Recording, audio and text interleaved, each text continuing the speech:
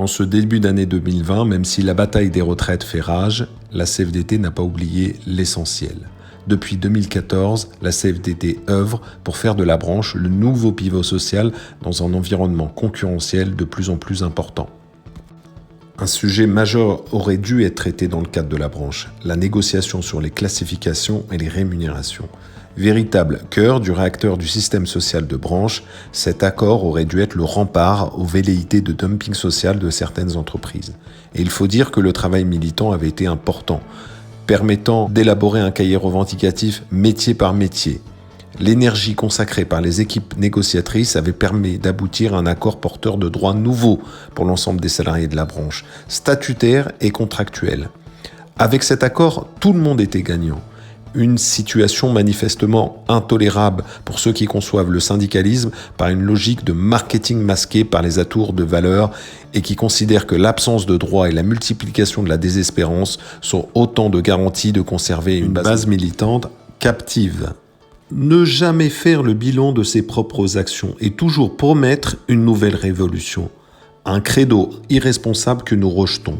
L'accord a donc été dénoncé, les salariés ont été privés de droits, laissés à la merci du patronat. Les entreprises de la branche sont livrées à une concurrence non régulée où les moins vertueux seront les plus chanceux. Le Covid-19 est survenu sans que personne ne puisse en prévoir les conséquences, qu'elles soient sociales, sociétales, sanitaires ou économiques. Leur ampleur était insoupçonnée. La CFDT, cheminot, a œuvré durant toute cette crise avec un seul maître mot, la protection sanitaire. C'est autour de notre slogan « Pas de production sans protection » que notre action s'est organisée. Pour autant, les questions sociales inédites pour certaines comme le chômage partiel à la SNCF ont concentré toute notre énergie dans la gestion du confinement.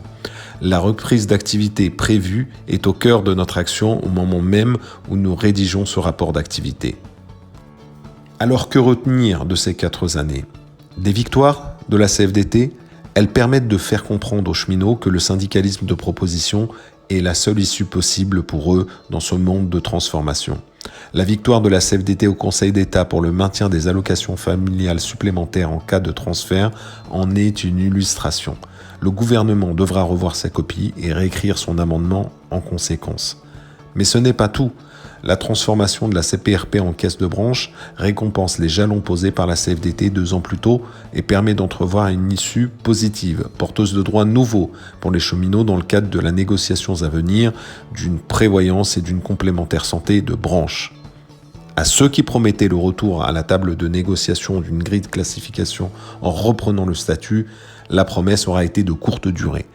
Un décret entérinant la recommandation patronale de l'UTP sera pris prochainement. 67 millions d'euros de mesures salariales envolées par les adeptes du non à tout. Les masques tombent et n'ont pas fini de tomber pour ces derniers. Ces adeptes de la dérégulation exacerbée devront s'expliquer auprès de cheminots après avoir commis l'irréparable. Aujourd'hui, c'est une autre page qui s'écrit, celle de la résolution. Notre feuille de route dans ce monde de rupture, le conflit et les crises montrent bien une impossible continuité du modèle existant. Il nous appartient ensemble de construire ce nouveau modèle avec au cœur notre boussole, le progrès social. Vive la CFDT, vive la CFDT cheminot.